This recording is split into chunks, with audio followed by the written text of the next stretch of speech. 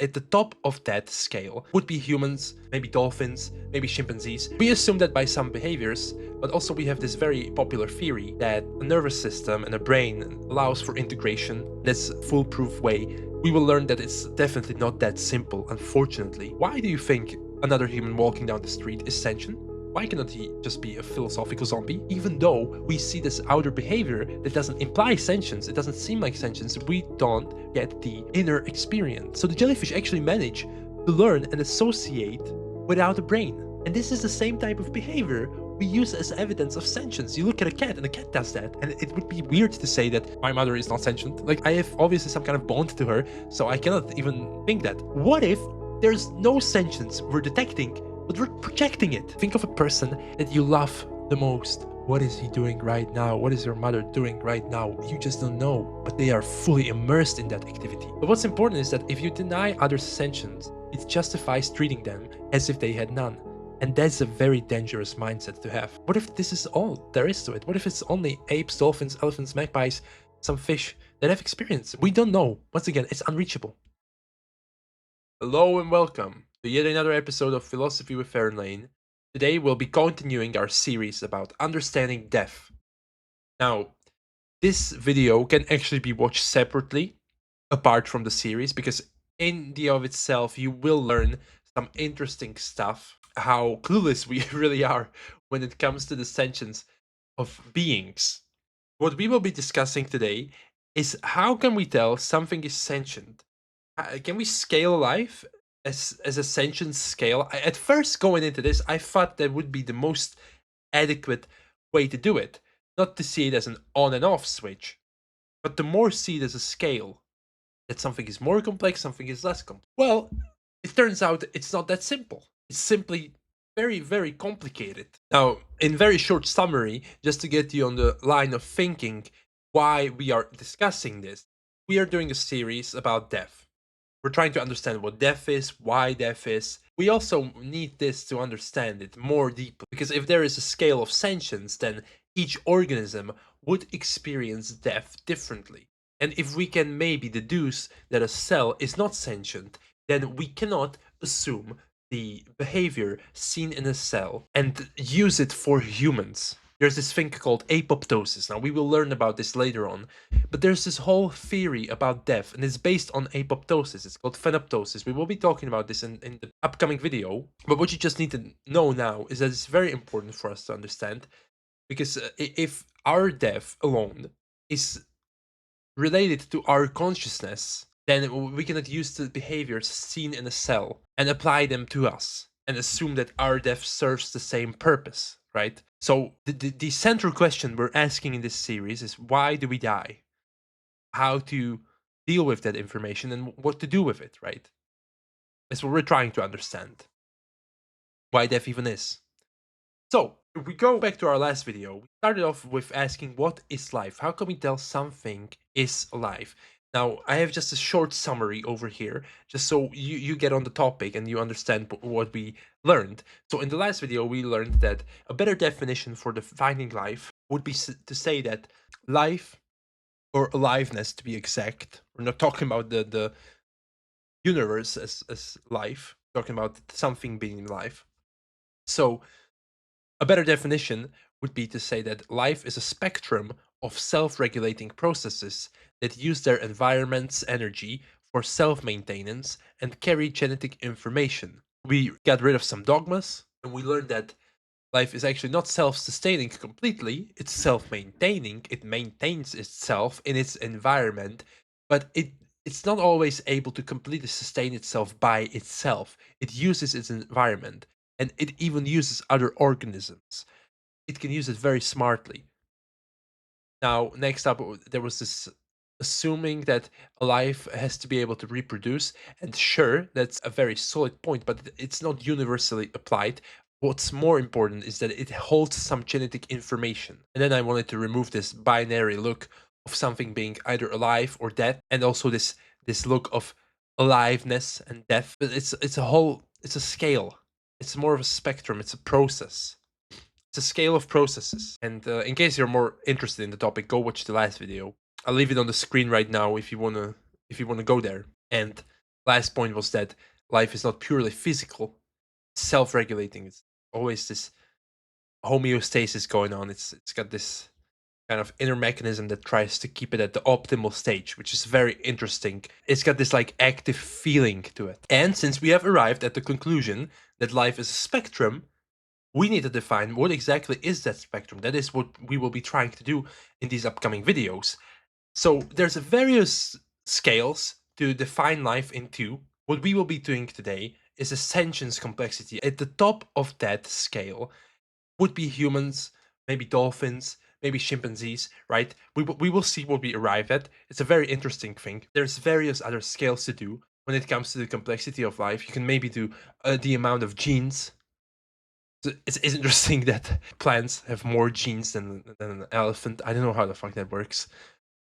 Then the amount of cells an organism has, like a blue whale would be the leader in that. That maybe you can say that something can be metabolically more complex. Maybe you can scale it on ecological complexity, the amount of impact an organism has on the environment it lives in. We would obviously be the most impactful. Another scale would be the hierarchical scale, which is such a fucking stupid ass word. I don't know who invented that, but hierarchy. Who invented that? That's so hard to pronounce for me as a non-English speaker. And that's a scale where I don't know who would win. And we will be discussing this in the further video, but today we're going to be taking a look at the sentience scale. Scaling life when it comes to sentience. So when we ask sentience, we may assume, and I have started off with this assumption, that there are several levels of life. We can base it on some behavior, on the way they process informations, and different life organisms, different forms of life are differently complex in their behaviors, which make me assume that maybe sentience is a scale. Maybe their sentience is variously complex as well. You know, what if a cell has a sentience as well, but it's very, very minimal? Traditionally, we assume it to be like this. There's non-sentient life, which would be cells, for example. Then there can be life with signs of minimal sentience, which can be maybe a star in the ocean, maybe some plants. Then you would say that some life has sentience. There's no denying about it. You know that life feels. Cat, a dog, a zebra, right? When you look at your dog at your house, you don't think that your dog doesn't have inner experience. That's just very non-human to assume. Fun fact, there was this one philosopher you may have heard of, you probably have. His name was René Descartes, and he was, I think there was something wrong with this motherfucker, as James Stokes would say. He used to cut dogs alive, maybe even like open them up. I don't want to share some rumors, I'm not exactly sure, but he definitely hurt animals. And he explained that as it just being inner mechanisms and there's no kind of sentience to it. Now, on one hand, it's safer to assume that there is sentience to it because you're taking such a huge bet with the amount of pain you're doing. Also, you cannot be completely sure there's sentience in another human being. We will get to that argument when we get to the last part of self-conscious life. But lastly, I want to say, you know, maybe he was right. I do still think he's an asshole for doing that. Big boo to him. But we will try and see also his side of the story. We cannot just ignore it. Now, there's this kind of graph I put here that I found on the internet that there's various ways of seeing sentience. If you're looking at the screen, you can look at it right now. But if you're just listening, you know, you don't have to look for it. It's not that essential. We will not be going by this theory. We will just go by the very intuitive approach that we have and try and understand why do we think like this, and is it accurate? Can we assume sentience like this? How exactly accurate are we being? Because we think obviously we got our egos and we think we're being very wise about it, and you know, sure, maybe we are, but most likely not. So let's first off, before going into it, we need to ask what even is sentience? What is this thing? How is it different from consciousness? We know what consciousness is. Consciousness is what I am experiencing, right? I'm conscious of my being. But sentience is a little bit different. It's this subjective experience. It's exclusive to the organism. There's this very famous paper, What It Is Like to Be a Bat. And you can assume what it is like to be in a bat's body, but you cannot really assume what it is like to be a bat with a bat's thinking. We cannot get into that. Like, it's just unimaginable to us. Like, that is exclusive to the inner being of the organism. They experience the world from their point of view. They feel their biology. That's most important for us. We are conscious, we can act, we can think, we can philosophize, but what sentience is alone is like this kind of sub level of it, is that you feel your biology, you feel your nervous system, you feel all of that. Now, I had this kind of interesting debate with one of my classmates, and he said that there was this one guy called Marlu Ponti, I think, and he wrote about the objective body and then the feeling body. I think I'm not exactly sure how it was. Maybe correct me in the comments if you are knowledgeable in that, please. He said that if you take a picture of your hand and you then look at 10 other hands, and one of them among them is your hand, well, you don't even recognize it. You're not really that fond of your objective body. You don't really, there's no kind of relation to it. It doesn't feel like it's you because you only feel it. You only feel throughout it. It's kind of this outer shell. So that is what sentience is. It's that feeling of that being. Now, this also was kind of an interesting experience for me because I went to see this one museum. It's made of corpses, like quite literally made of dead bodies, but they got their skin cut off and they're kind of like plasticized or whatever. I don't really know what way to describe it. Like, it's just bones and muscles. It doesn't look like a human. Like if a guy were to die right now, that would be terrifying. But then I looked at that, and there was a person that's been dead for years, I guess, and put into this like special state where the corpse stays like fine, I guess. And I looked at that, I was like, that's not me. And that's very interesting. So it's just not being in the shell, but feeling it. And we assume that by some behaviors, but also we have this very popular theory that a nervous system and a brain allows for integration. And that's like a foolproof way to see if something is sentient or not. We will learn that it's definitely not that simple, unfortunately. So one thing to think about is that you feel, you think, but how do you know someone else does? Like, how do you know I'm not just a fucking AI? So, indicators of sentience, the way we look at it, what indicates sentience for us, is some integration of information, a nervous system, learning, and then some behaviors. You maybe can say that if something has preference, it has decision making, therefore there's something that has to be making the decisions, and maybe it's a conscious decision. And we know how our sentience is. Thus, we assume that behavior that would correlate with the way we behave would mean that a being is sentient. And that's a very important note because what's relatable to us seems sentient, but is it really? Your cat, you can kind of relate to its being. That's why it seems sentient to you. But that doesn't mean it has to be sentient. So, in case you are watching, there's like this little graph I found on the internet of sentience scale. Now, this was listed as a scale of sentience. In case you are just listening, well, we can see that a jellyfish has survival reflex mechanisms, and they describe it as level 1 of sentience.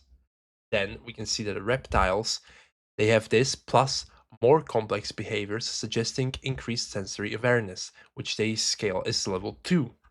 We go up all the way to level 5, with most birds having more behavioral flexibility, demonstrating tools use and or language.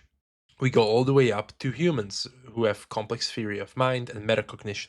Now, what I wanted to show you with this is that you can kind of scale a life like this. And if sentience was a scale, This would imply that we can base it on behaviors, and therefore these behaviors would show the complexity of the scale.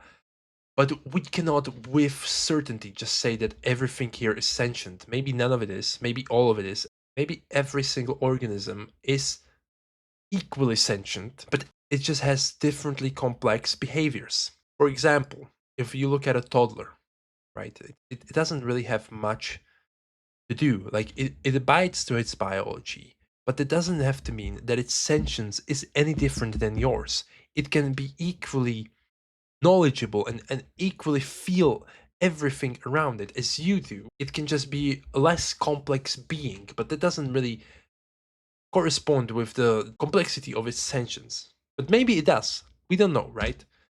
So, how do we actually know other people are sentient? That's very interesting to think about because well, you don't really doubt that. That's the only being you cannot doubt that has sentience. It's just counterintuitive, and we see signs of self-awareness in other animals, which we will get to. But when it comes to humans, you don't even think about it, right? But how are we certain? What is it that makes us certain that other humans are sentient? And try and think about that for a second. Try and think about that. Like it's very you take it as granted, but when you really think about it for a minute, why do you think another human walking down the street is sentient? Why cannot he just be a philosophical zombie? So I'll give you some time to think about that. What is it in this other human that makes you so certain of its sentience? Now, what I wrote down is what I think are the reasons we additionally assume that other humans are sentient. Now, you might be thinking, what the fuck is this guy talking about? Obviously, we are all sentient. Okay, sure, but why? Maybe we are. Okay, yeah. Maybe it's not something even to talk about, but we need to think about it because if we view other humans as sentient due to some reasons, we may be applying the same reasons to animals, and we may be restricting them of their sentience that they have, but they just don't show the signs that other humans do to us. So, we first of all have this shared ability to think. You can be thinking about the same stuff I am thinking about. That's a very strong indicator of sentience. Second of all, we're social beings. We can relate to one another. We can communicate clearly. We can say to one another about our inner experience. But what's very important here is that I did this one little a little experiment with my girlfriend, and no matter how close you are to someone, you cannot grasp their inner being. I did like a little prank to my girlfriend, and I was like calling with her, and I was talking about this whole sentience debate, and I was like, there's this one famous experiment of the famous thought experiment of a philosophical zombie where you look at a painting and the zombie looks at a painting and it says it's beautiful, but it doesn't actually have that inner experience. And I said to her, I actually have that. Like I don't have an inner experience. I don't experience stuff. I just say what would be human of me because I have these mechanisms in my brain, and there's no kind of experiencing. There's no me experiencing. There's nothing inside of me. And like she for a second, she being my girlfriend, the person closest to me, she for a second was like, "Wait, you don't?" Like, and it was so like it fucked with her head. And obviously, I do have that. I know I do, but how do I prove that to her? How do I prove that? She just has to believe it, right? And there are some reasons why we believe that.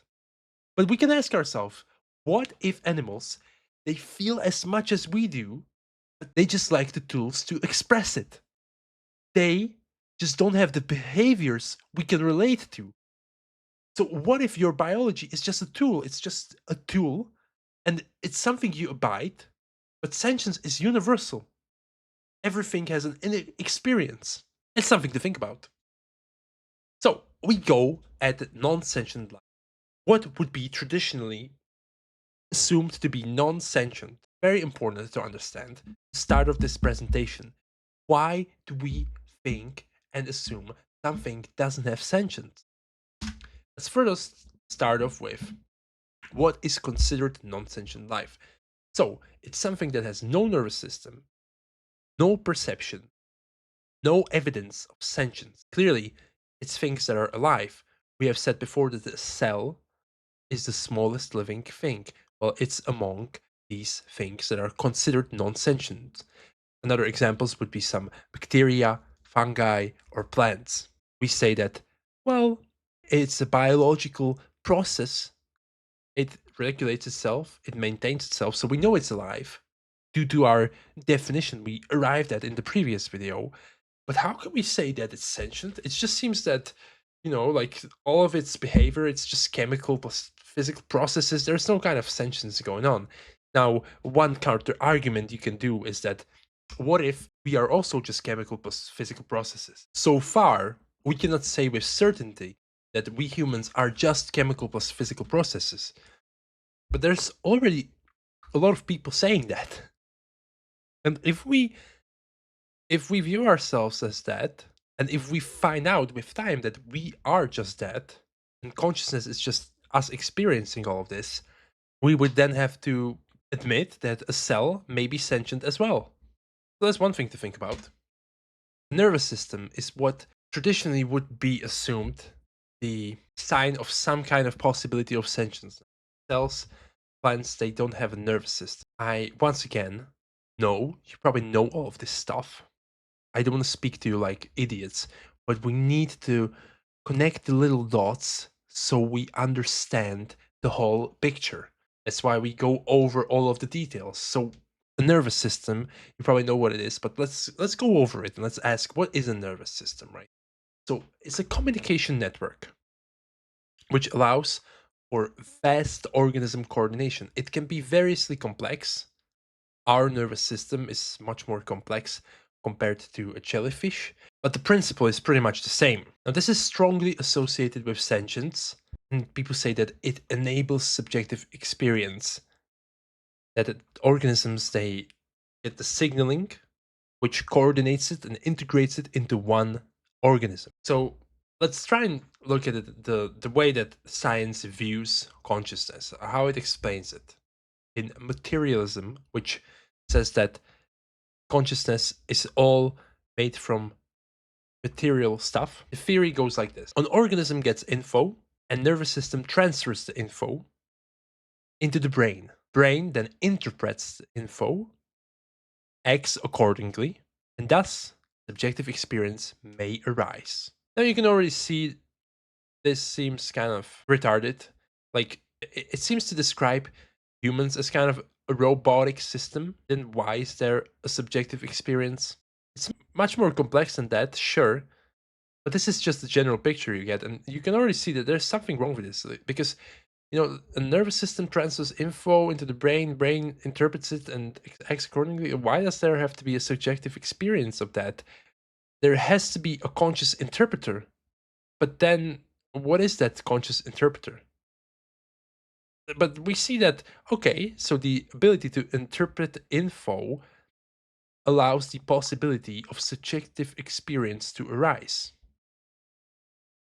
Now, if we look at an example to understand this more deeply, of something that has a nervous system and something that doesn't have a nervous system, let's look at a sunflower and a jellyfish. So we look at environment change and the way a sunflower would react to it.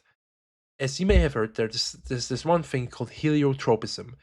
The sun rises on the east, then goes to the west, then goes to the east. Sunflower tracks the sun, and that is what is heliotropism. The sunflower follows the sun, it just kind of looks at it. Think of it that way. But this is biologically pre-programmed. That's the way we view it. If theoretically one day the sun rose on the other side, it didn't rise from the east and it started on west for whatever reason, right?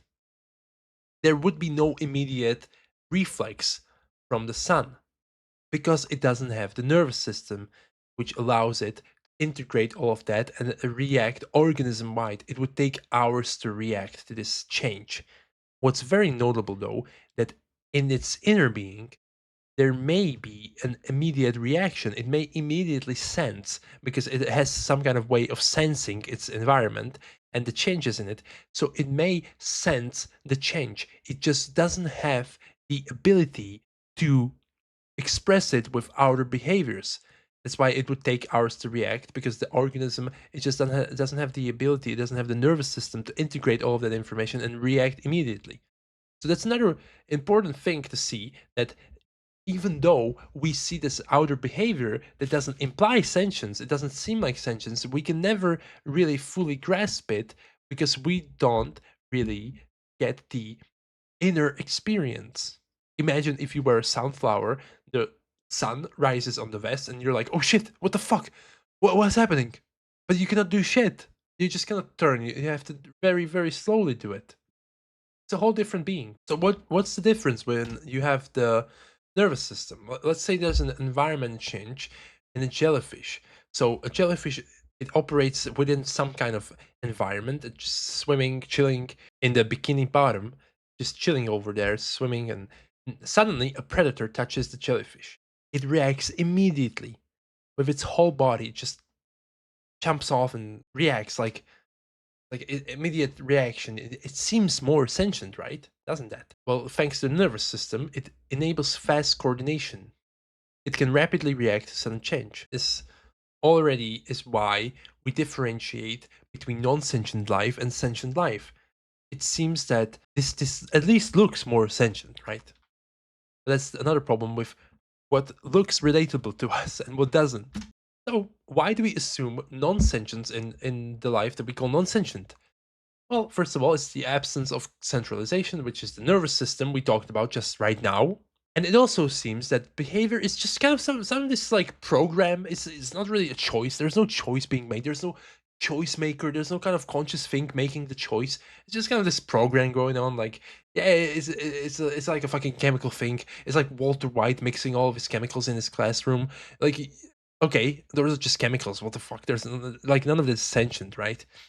There's no kind of learning, there's no preference, there's no strategy, there's no humanness to it. But let's look at one study that I found with an organism that's considered non sentient. I have written here that it's single celled. I'm not actually 100% certain if it's single celled. Sorry if it's not, but it's a mold. It's a mold that scientists put into a situation where it was surrounded by three fruits equally distant from it. Now, one of the fruit had 2%, the other had 6%, and the last one had 10% oats in it. So objectively, you can, you can tell that the 10% one is the best one. And actually, what turned out to happen is that sometimes the mold would actually choose imperfectly. There would be imperfect decision like behavior. It's very strange. If it's just a robot, if it's just an organism, wouldn't it pick the best optimal choice? Now, you can also say that, okay, bro, what the fuck? It's just picking randomly. Obviously, it sometimes picks worse. Well, what's very interesting is that it would sacrifice accuracy for speed. We have this kind of graph over here, and these black dots right over here are molds that were put under stress of being hungry, right? And what's very interesting here is that the ones that chose the worst option, 80% of them, they made a rush decision. But a rush decision of 2 hours. Okay, that's very interesting. So this organism is making a rush decision to get some food, picks the worst option, and when it does that, 80% of the time, it made a rush decision way faster than it's supposed to. When it didn't choose the worst option, only 20% of them made the rush decision. So you can see that this organism is able of sacrificing accuracy for speed. And that's very interesting. But you can still maybe say that, okay, it's just a fucking automatic behavior because it's hungry. Sure, okay. But still, cannot you also say that with humans? Like, are you really making choices? Or is it just your organism making choices? So does making a decision mean that there's someone experiencing it? That's one thing to think about. Now we go into the life with meaningful sentience. So let's go into the next level. We talked about non-sentient life. Okay, so that may or may not be sentient. Doesn't really seem so sentient. That doesn't really indicate some amount of sentience. What about life with minimal sentience? Why do we assume that some life might have some minimal sentience? So what is life with minimal sentience? What might this life look like? They have simple nervous systems. That's the most important thing to look at. Therefore, they're capable of integration throughout neurons.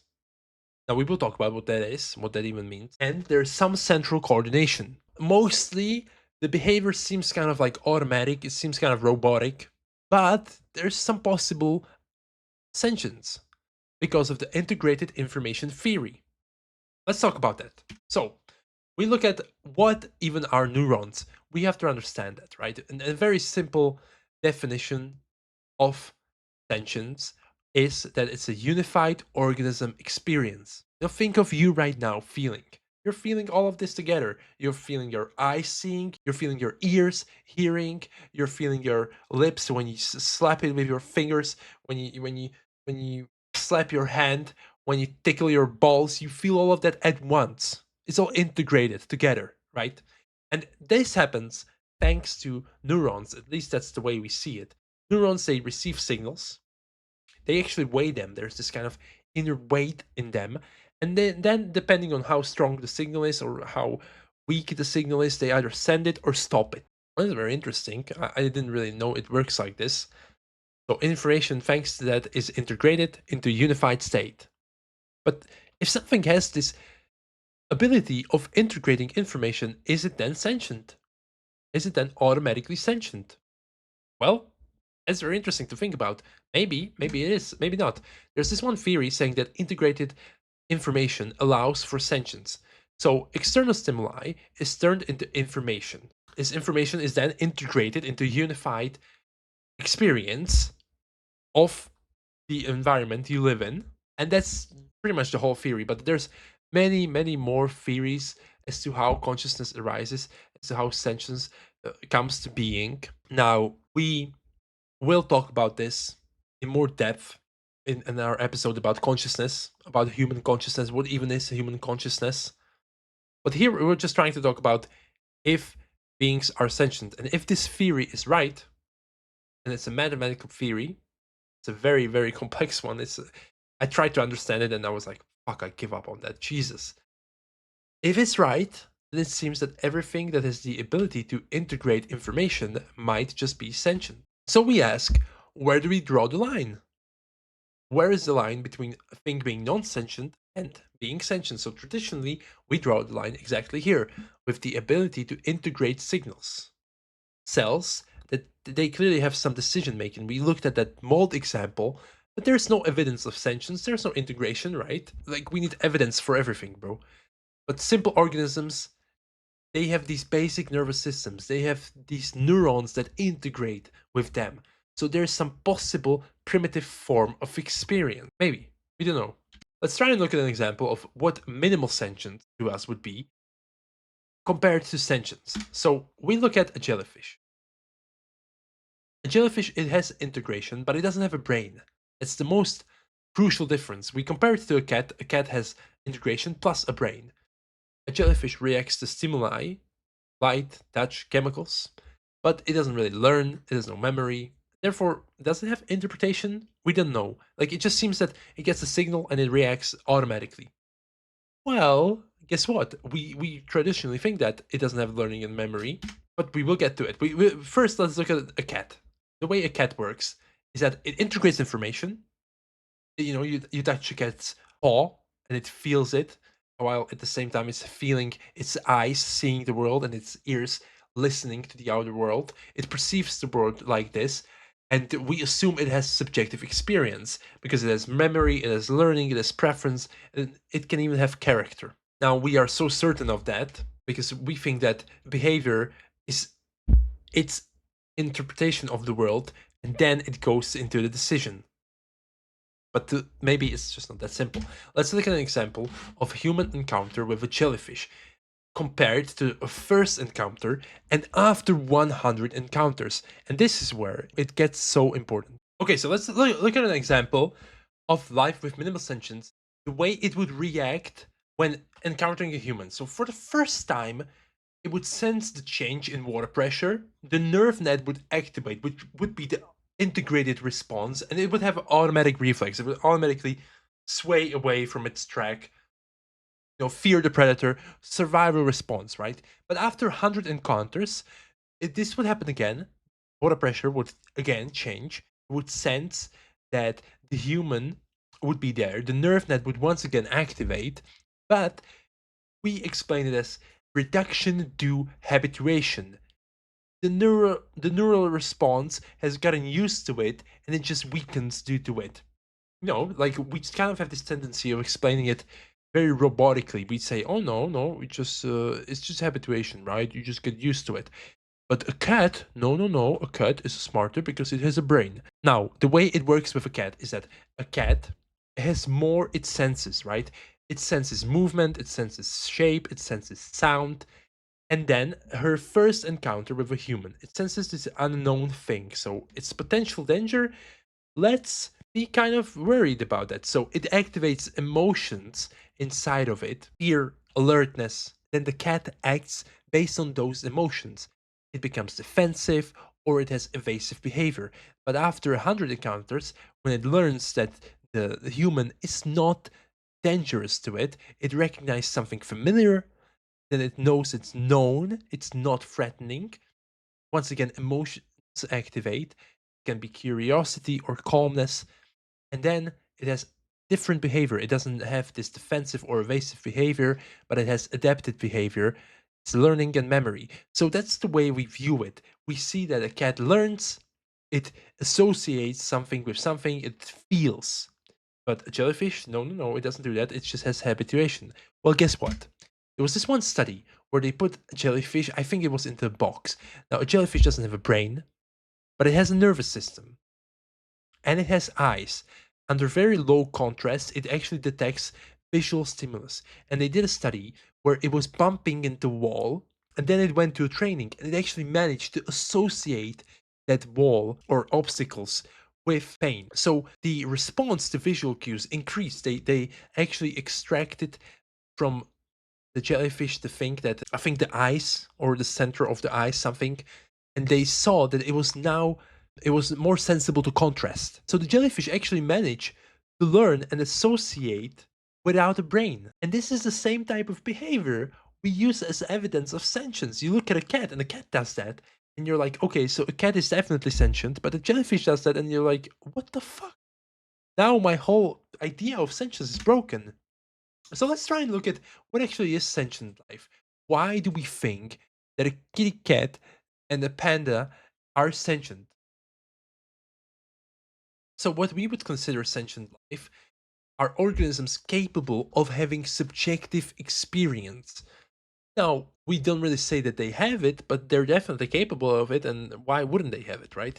And that's kind of the safe way to go. That's why I talked about the Rene Descartes theory, is that, if something is capable of having subjective experience, why torture it? Now, I do understand, what was his name, like Dalai Lama, or this like very peaceful guy, said that he now and then kills a mosquito, right? And he's a firm believer of peace. But why would you torture something, right? Like, that's very inhuman to do.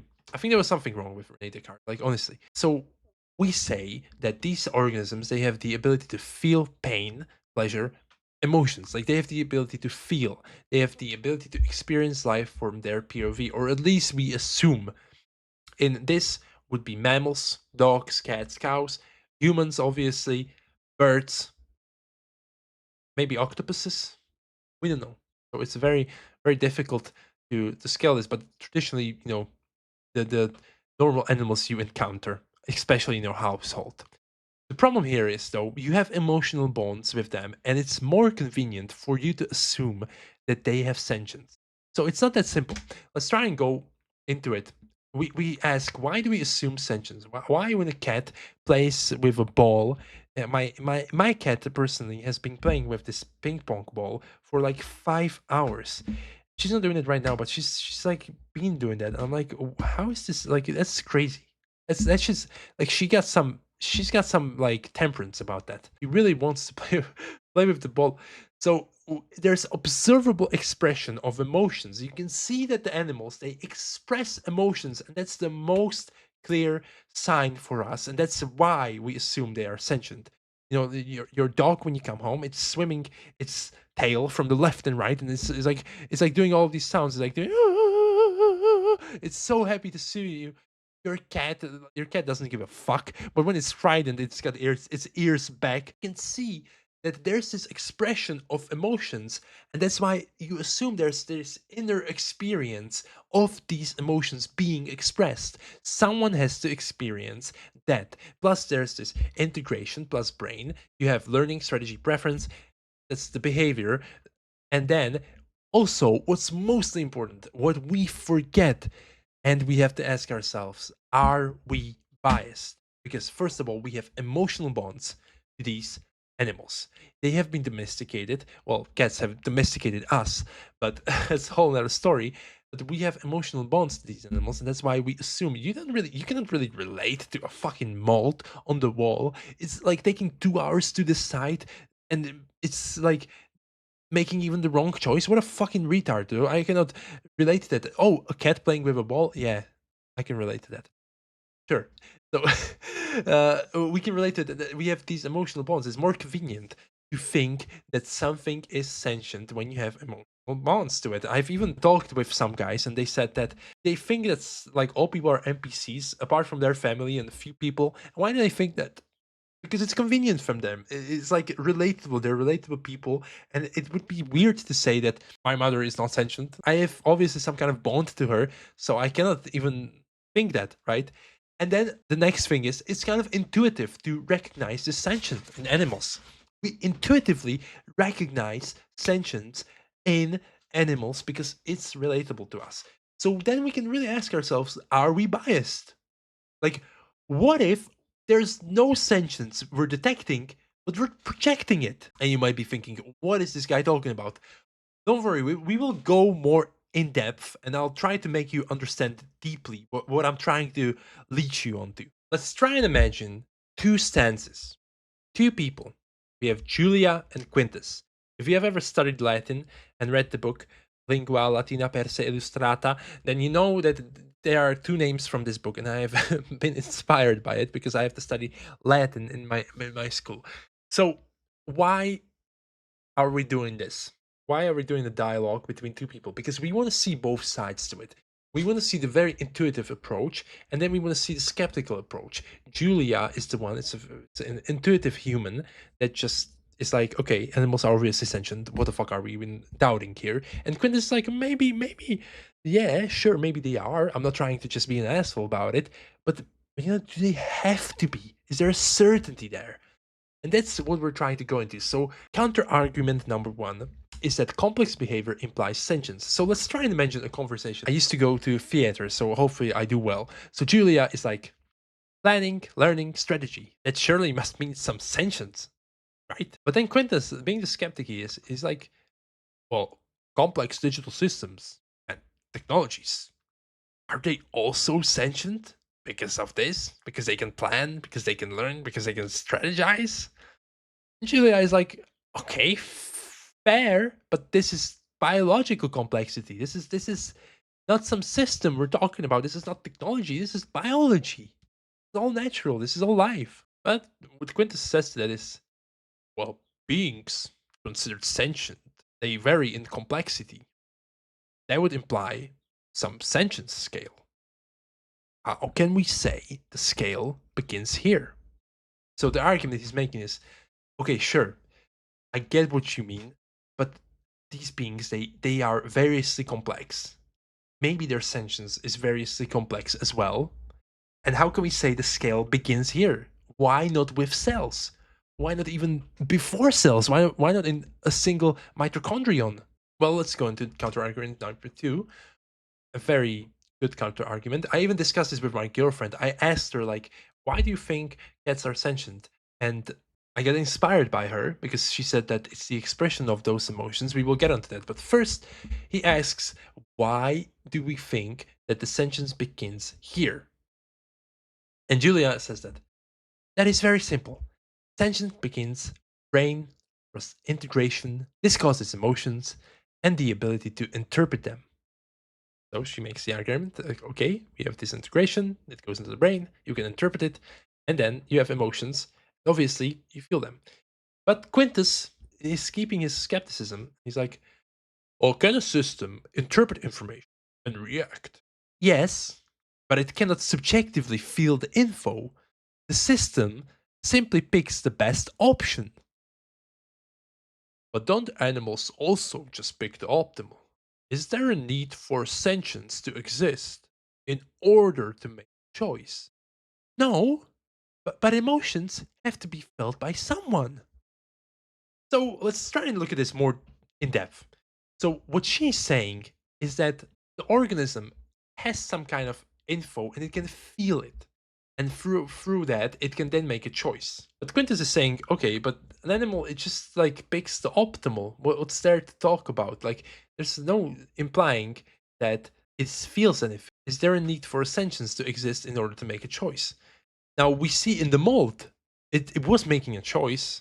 So it would then have we would then have to say that the mold is conscious, right? Or sentient. But Julia says, no, no, it begins here. It doesn't begin with the mold. It begins here because emotions are there, and emotions have to be felt by someone. A mold doesn't have emotions. A cat has emotions, and these emotions, they have to be felt by someone. There has to be sentience. Now, if we talk about this proof of emotions in animals, right? In case you want to doubt that animals have emotions, we cannot doubt that. Let's look at like a behavior pattern. You have a trigger, that's the first thing. Second, you have the emotion, and lastly, a behavior based on that emotion. The dog sees its owner, it becomes happy, and then it's jumping and wiggling its tail. So that's the expression of the emotions. That's why we know that the emotion is there. A cat sees sudden movement, it experiences fear, and it is arched back. You know, like you imagine the cat being like a U-shaped, turned around. I don't know what that shape would be called. She's shaped like that building in Paris, if you've ever been there, and her ears are back. An elephant senses a threat, its emotion is alertness, and it groups together with the group of other elephants, and it has a defensive posture. A bird competes over food, the emotion is aggression, it spreads its wings and starts pecking. You know, like, so you know there's this emotion. But guess what? Guess what? I have these two very great examples here. Kind of break this.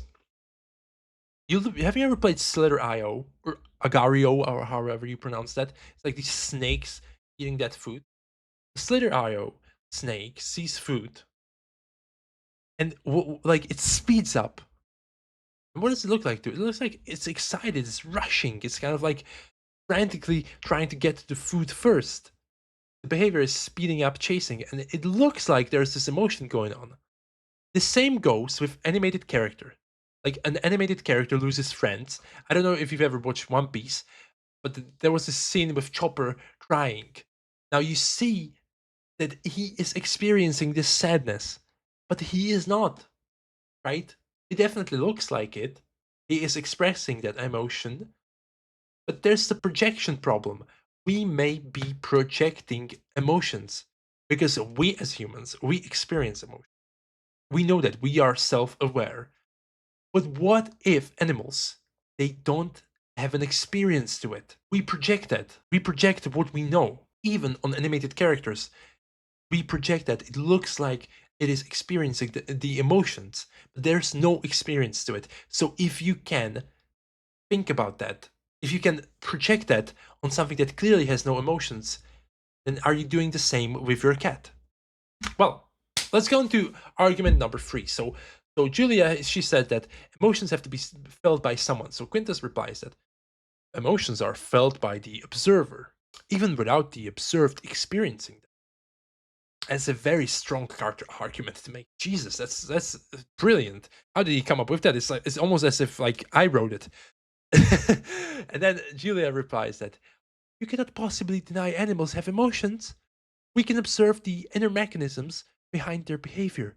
There is an inner experience, surely. So, behavior based on inner mechanisms would suggest some form of sentience? And, you know, he's obviously trying to lead her into a trap, but she doesn't let her. she doesn't let him. She doesn't let him do that. Julia replies that yes, but no. A mold simply decides based on inner mechanisms, and animals they don't just decide on that. They feel and they experience. So obviously that was a trap he was trying to lead her into. He was trying to say that behavior based on inner mechanisms would suggest some form of sentience, which would then have to we would then have to say that everything that acts on its inner mechanisms is sentient. But she doesn't let him. She says that animals that they feel and they experience.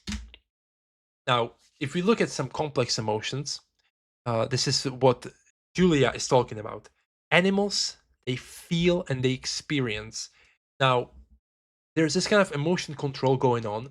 If you just abide to your emotions, then there's no proof of you being sentient, right? But if you are able to say no to your emotions, for example, if I wanted to go fucking jerk off right now and I'm saying no to it and I rather go and do this, well, that kind of implies some kind of sentience. Now, if we sense that in animals, we can then maybe assume that they are sentient, right? So that's the argument that Julia is kind of making, that an animal overrides its emotions, instinct, or urge. That would imply that it's sentience. This is what we call inhibition. Now, if we look at some examples, again, you have a trigger, then you have the emotion, but then you have the inhibition. The animal actually ignoring its emotion, which would then imply that it's a more complex being than something that just abides to its emotions. So, for example, dog getting a snack. It becomes excited, but it waits for the food. A dog hears owner's car, it becomes excited, and it runs to the door. Its attachment and bond, they tell it that association with the owner, it knows what to do, right? It's expecting something. It's a more complex behavior, but we're looking at complex emotions plus inhibition, not only inhibition alone. Then elephant sees an injured friend, it becomes distressed, and it helps, stays, and touches. This is a sign of empathy, not a very complex emotion. A monkey is provoked by someone else, it's frustrated, but it doesn't attack. It controls itself. It's another sign of controlling its emotions, going against its nature. A crow cannot reach food. Emotion is desire, and it uses tools to reach food. We can see that it has abstract thinking, some kind of planning, strategizing. It's very interesting. Okay, so we talked about complex behavior in animals and inhibition, and it seems like okay, they're suppressing their behavior. But then we look at things that are clearly not alive, and they also do this. And there's this pattern that you think that what Julia is saying is that deviation from optimal behavior that looks like control, that looks like some kind of sentience behind it, right? But the problem here is we look at a pattern, right? So we have a trigger, an expected reaction, and then a suppression. But lest we forget an important thing, there's a rational explanation behind it. Let's look at an example of something not alive. So a thermostat, for example. A temperature drops. The expected reaction is that heating should increase. The temperature is dropped, the thermostat should heat up the house. But it doesn't do that. It suppresses that reaction, and it's not immediate. Why is that? Try to think of an explanation. This can all be explained. And now we already see a pattern, right? Let's look at another example. You get an infection in your body. Your body should normally be keeping up a stable temperature. This is what's called homeostasis, trying to keep the stability of the organism, but it doesn't do that. It actually increases your temperature. Why does the body do that? Well, once again, you probably know the explanation, but then you start to realize, oh, but isn't there an explanation for the suboptimal behavior of animals as well? The dog waiting for the food, the chimpanzee not becoming aggressive. Let's look at one last example, and then let's look at the explanations, right? So, for example, a plant is attacked by insects. It should grow, but it doesn't do that. It doesn't grow. Why is that? Right? So, this all looks like control, but is it? Let's look at these explanations.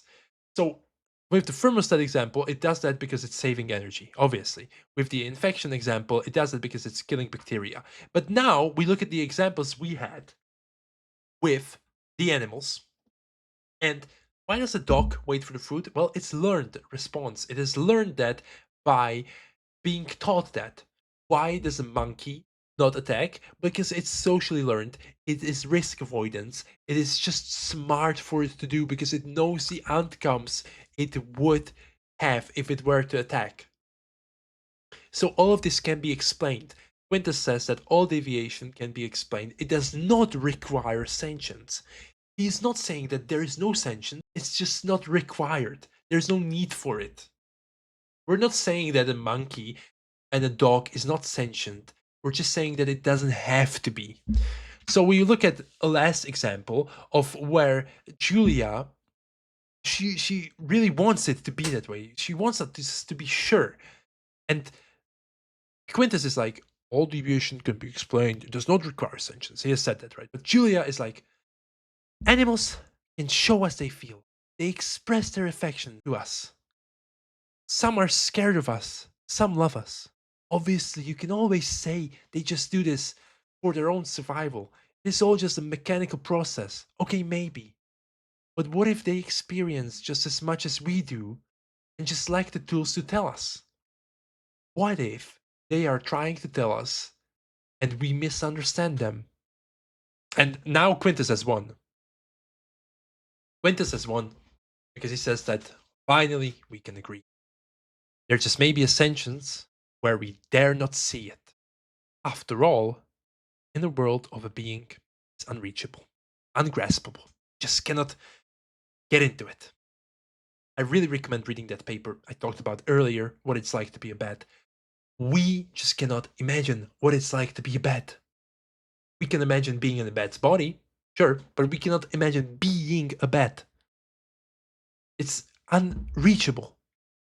So maybe there is sentience where we dare not even see it because it's not relatable to us. So let's lastly talk about how we see it traditionally, how we actually think of something being sentient and us having proof of it. It's self-aware life. Now, you would think that this is only humans. And we ask, what is considered self-conscious life? Okay, so you are aware of your own existence. You have the abilities to self-reflect. The classic line, cogito ergo sum, I think therefore I am, by the fucking dog cutter asshole. You have abstract thinking, language, and culture, which we have already talked about in one of my previous videos where I said that animals also have this, so we may be closer to them than we can admit. You are aware of your inhibition happening. Once again, it can be explained, but you have this awareness of it happening and you can talk about it. Now, a clear example of this are humans. Humans are obviously self-conscious. But someone else? Maybe? Is there someone else? What's then asked though, why are we sure others are self-conscious? And this is very important. So we have the philosophical zombie argument we talked about. Let's remind ourselves what it was once again. If human behavior is inner mechanisms, there can be a zombie that perfectly imitates human behavior.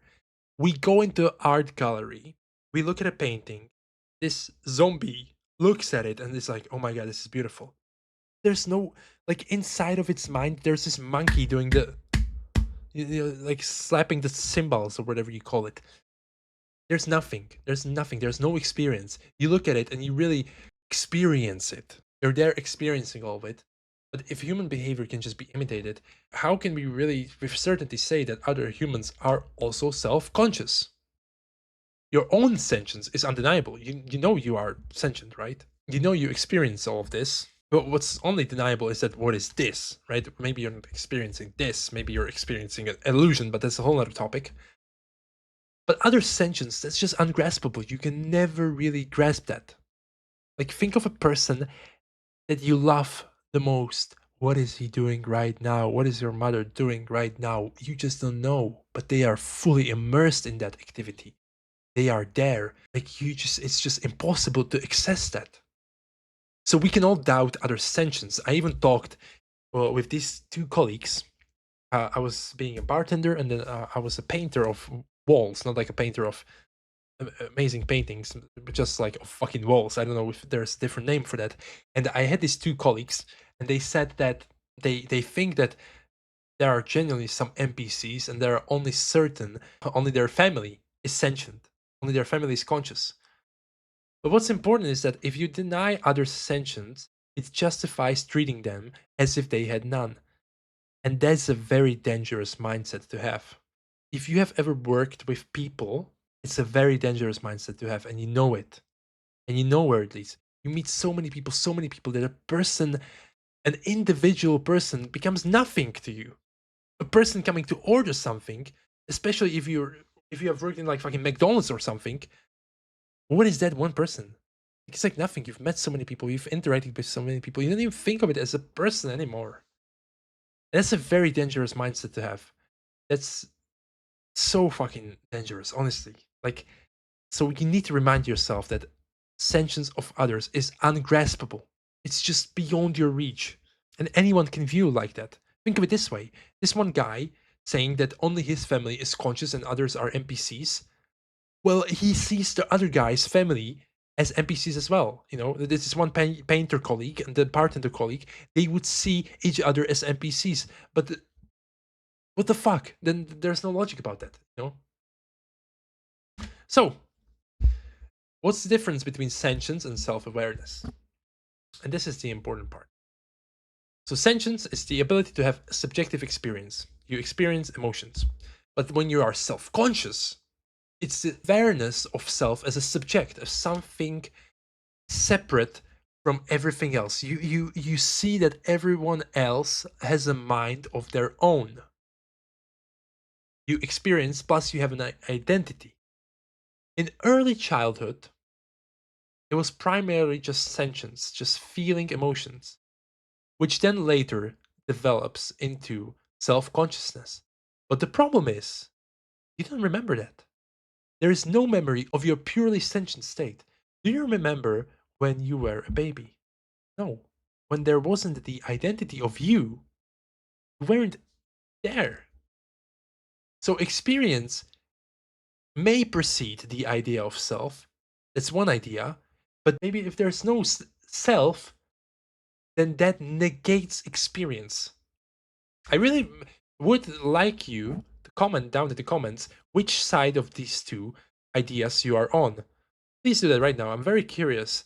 Do you think that experience precedes the idea of self? That you have genuinely experienced before you had this idea of self? Or that without the idea of self, there was no experience? Because this one I cannot get over. It's so complex. Because I don't remember being a baby. I don't remember being in the womb. I don't remember choosing to live as a sperm doing all that huge race. That's supposed to be like the biggest event of your life, you know, like the most luckiest event of your life. And I don't remember that. I have no memory of that. But was I there? Was it something else experience it? Was there no experience? What if I have never left that state of pure sentience? Because maybe just because I have left that, I have transcended that into self-awareness, I don't remember it because I'm now in the next level of consciousness. But what if I never made that jump? What if I stayed in that? Would I have been? And that's just, once again, unreachable, ungraspable. You never know. You cannot immerse yourself in the being of another being. That's such a mindfuck, honestly. So, if we look at animals, the traditional mirror test, which actually has been criticized for some animals being more sensory with their eyes, so maybe there should be some other tests. A lot of animals have passed this, so there's clearly some sign of self-awareness. The way it works in the mirror test is that they put a dot on the cheek of an animal, for example, and it looks into the mirror and it smirks off the dot as if it is recognizing that the thing in the animal is just a reflection. It realizes that it's not a different animal. If I put my cat into the mirror, well, it has no fucking reaction. It just like it always ignores it. It has never used the mirror. But elephants, dolphins, apes, they have been seen using mirrors for their purpose that we use it as humans, looking at your reflection. So there's clearly some sign of self-awareness. Also, deceiving and predicting others. Ravens, for example, do that, or crows. And that implies that maybe they have this idea of others having their own mind. There have been many tests for self-awareness. So with certainty, we can maybe say that these animals have experience. But what if this is all there is to it? What if it's only apes, dolphins, elephants, magpies, some fish that have experience? We don't know. Once again, it's unreachable. So what we have learned. Let's look at it. What have we learned today? Let's try and finish up this presentation. I hope you liked it.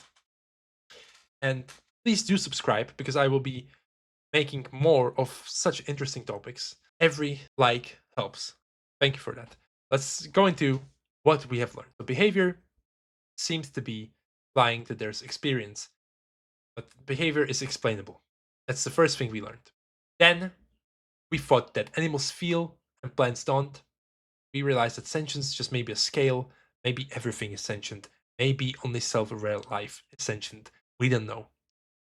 All humans are 100% conscious. Well, 99%, sure, but there's no way of proving that, unfortunately. And that's why this topic becomes so complicated. Sentience alone exists. Maybe you need self awareness.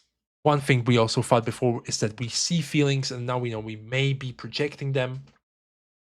Emotions must be felt. Emotions just may be a function, they just may be functional. No sentience justifies disregard.